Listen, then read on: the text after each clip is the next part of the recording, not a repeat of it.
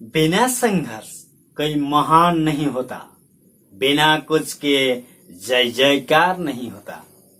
जब तक नहीं पड़ती हथौड़े की चोट, तब तक कोई पत्थर भी पत्थर से भगवान नहीं होता। नमस्कार, मैं सुरेंद्र कुमार आपको सादर स्वागत करता हूं ऐसा एक चैनल को जहां एक आम आदमी मेडिकल नॉलेज पाकर डिजीजलेस लाइफ बिता पाएंगे। जो पैरामेडिकल या मेडिकल स्टूडेंट मजबूर होकर मेडिसिन प्रैक्टिस को अपनाकर फैमिली चला रहे हैं, उनके लिए ये अमृत का वरदान स्वरूप सहायक बन पाएगा।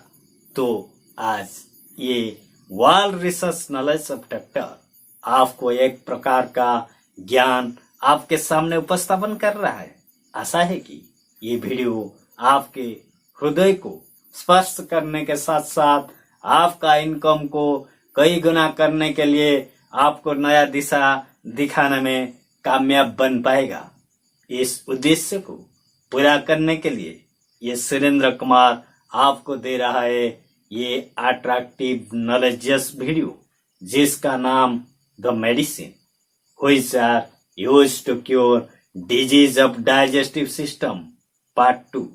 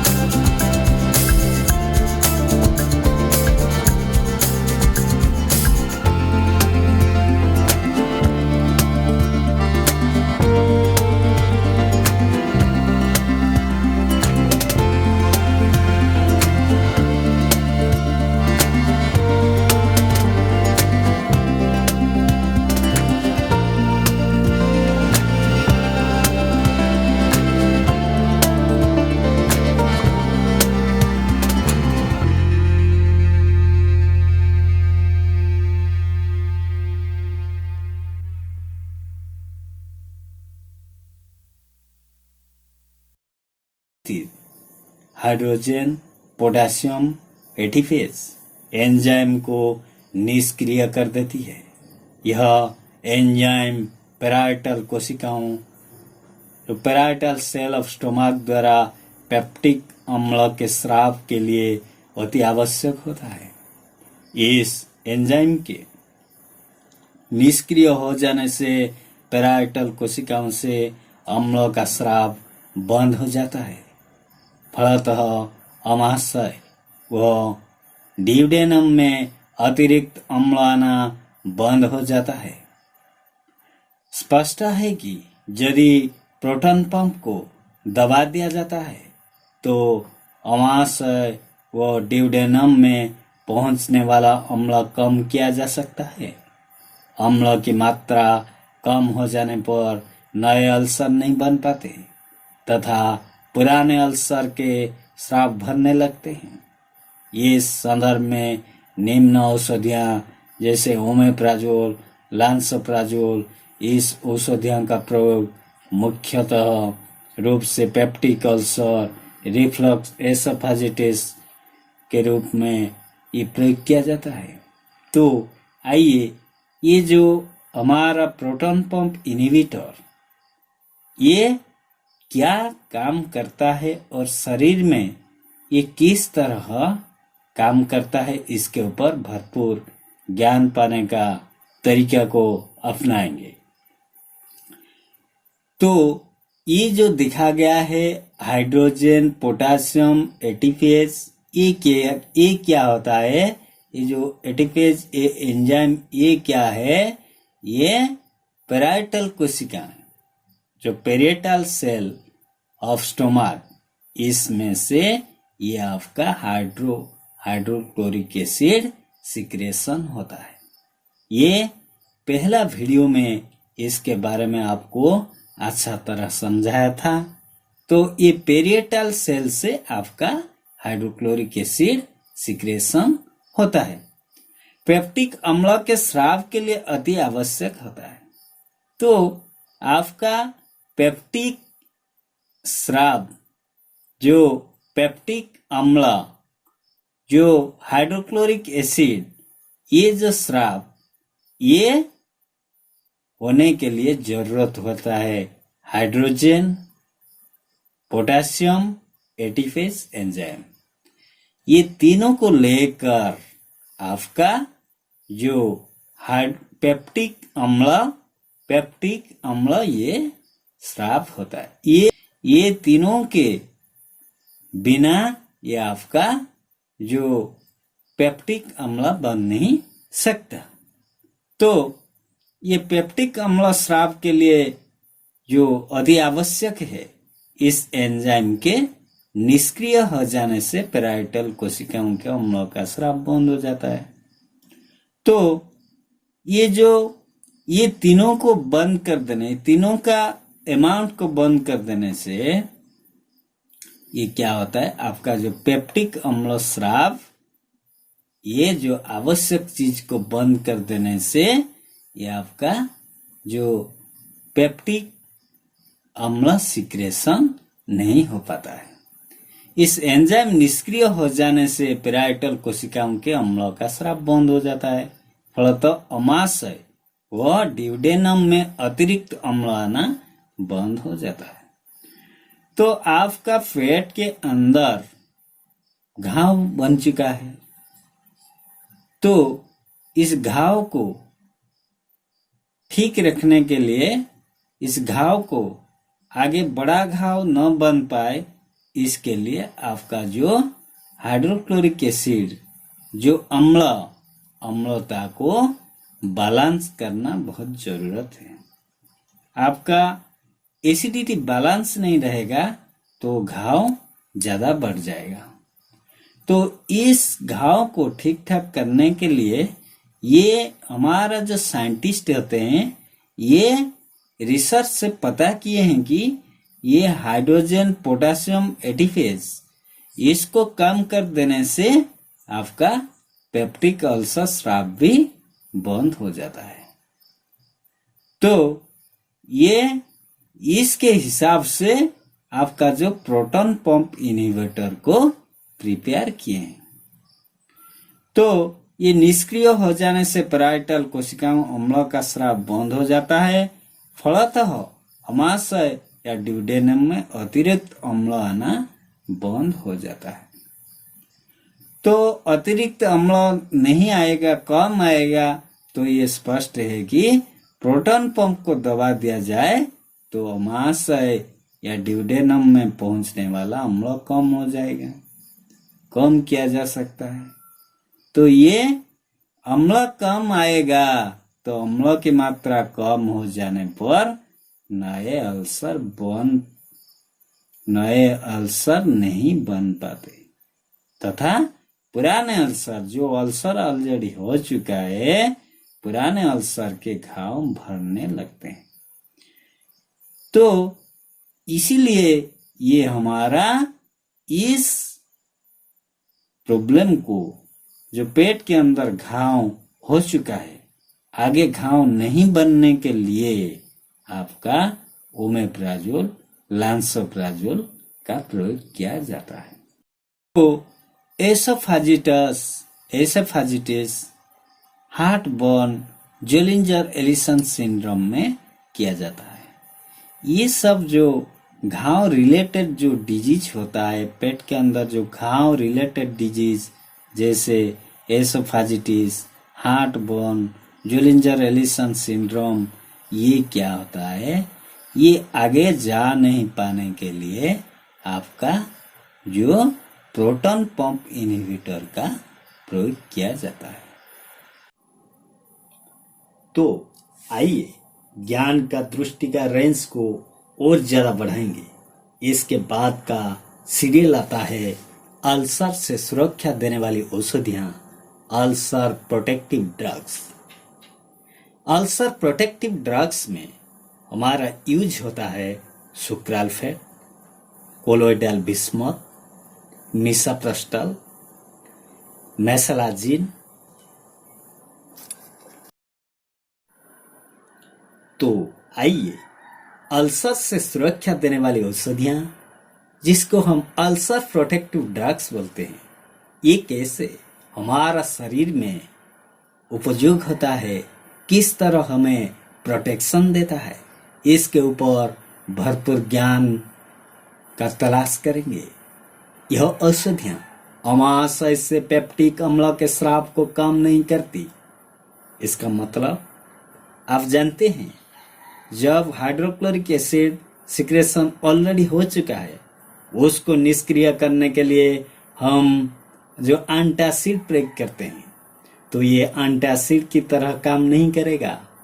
ये सोच लीजिए, बहुत प्रैक्टिशनर जिसके ये मेडिसिन के ऊपर अच्छा नॉलेज नहीं है, मैं सोच में दिखाऊं कि ये एंटासिड के अगेंस्ट में, एंटासिड के सब्स्टिट्यूट में इसको प्रयोग कर देते हैं, जिसके कारण पेशेंट तो पैसा देता है, लेकिन उनका रिजल्ट अच्छा नहीं आता है।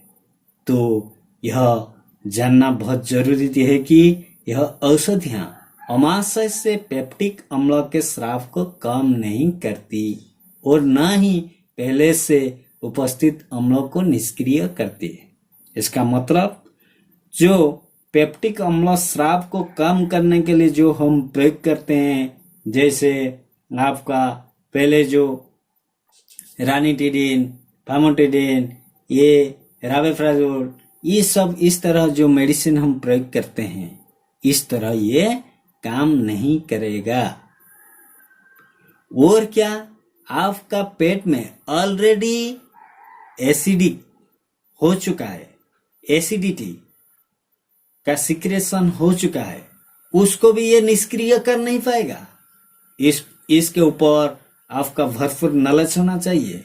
मेडिसिन देने से पहले इसका नॉलेज आपको अच्छा तरह नहीं होगा तो आप पेशेंट को दे देंगे, लेकिन ये पेशेंट पैसा देकर का रिजल्ट अच्छा नहीं मिलेगा।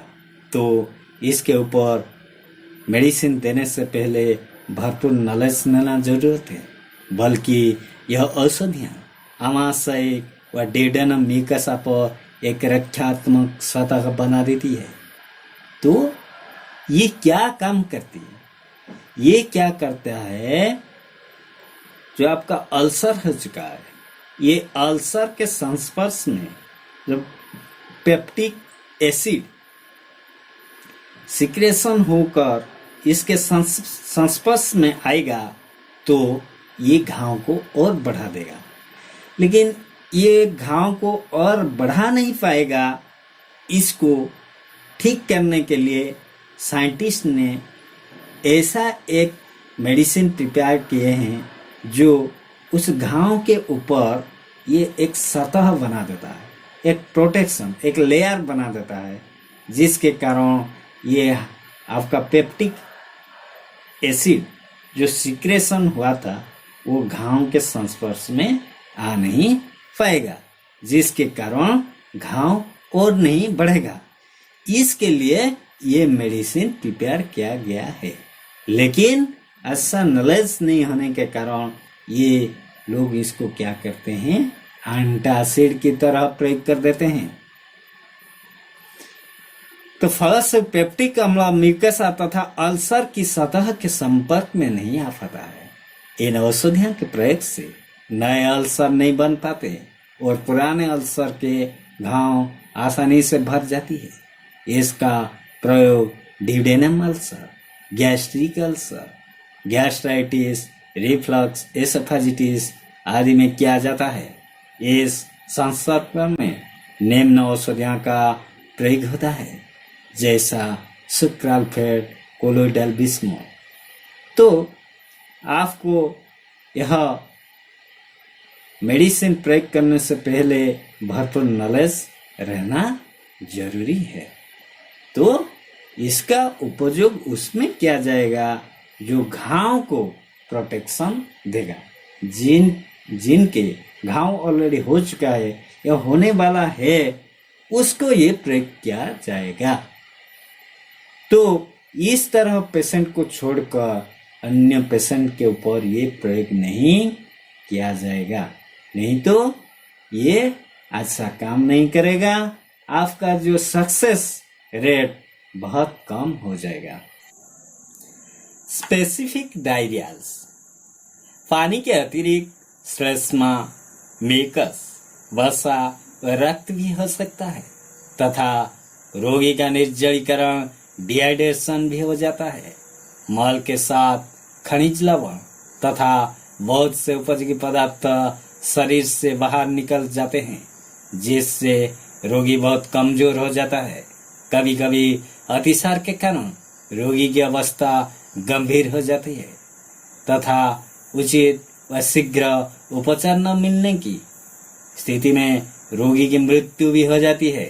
अतिसार के मुख्य कारण निम्नलिखित है: अब्जर्प्शन सिंड्रोम, दुग्ध असहायता, लैक्टोज इंटॉलरेंस, आंत्रों अमाशय के ट्यूमर्स, जीआईटी ट्यूमर्स, अत्यधिक मसाले व चिकनाई युक्त भोजन, excessive spices and fats intake, आहार नाल संक्रमण, जीआई गैस्ट्रोइंटेस्टिनल इन्फेक्शन, संक्रमित भोजन व पानी, इन्फेक्टेड फूड एंड वाटर, डिब्बे के दूध से होने वाला अतिसार।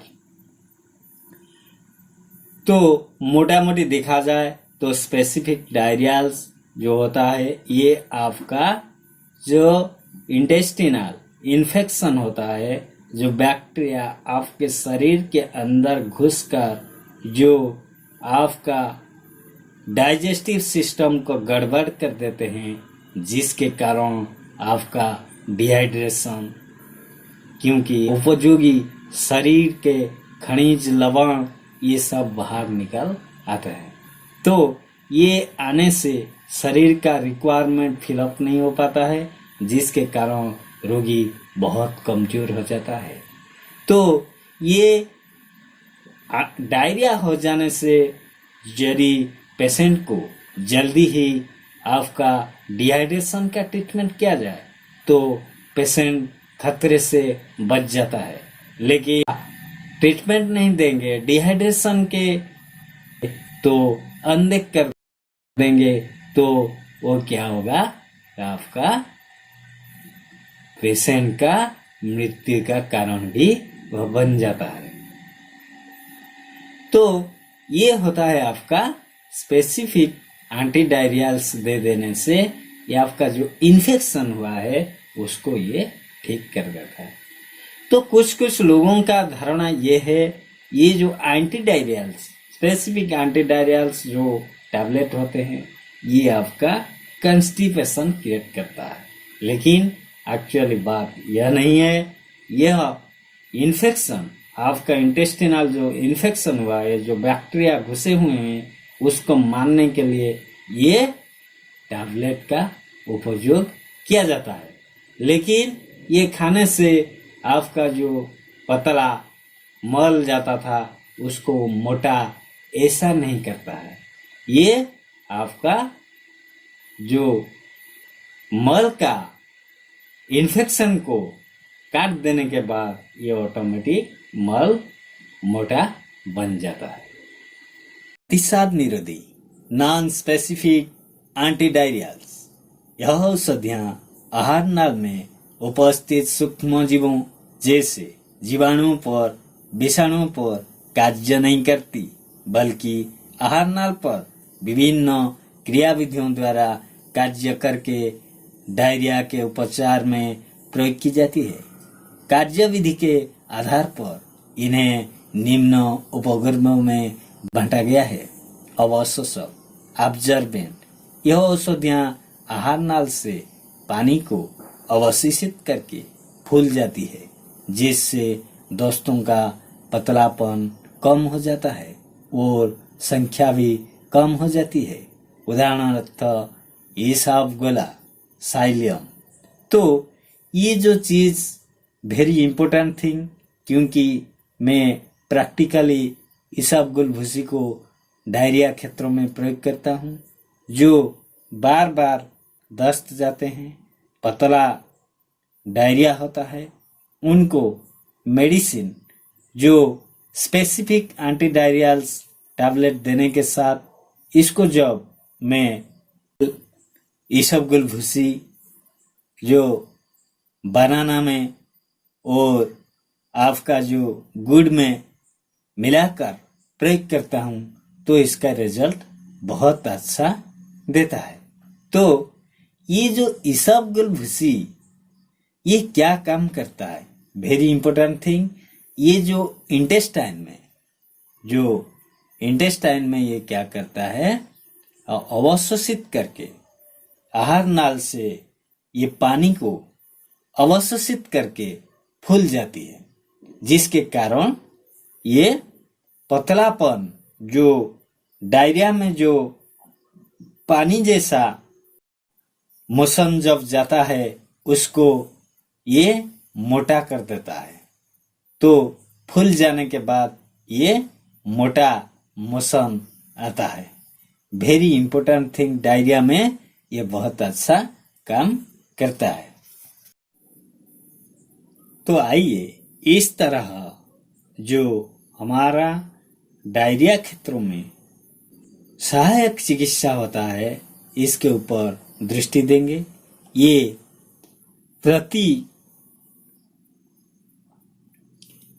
प्रतिभावक एंटीसेक्रेटरीज यह आहार नाल के विभिन्न भागों से निकलने वाला स्राव को कम करते हैं।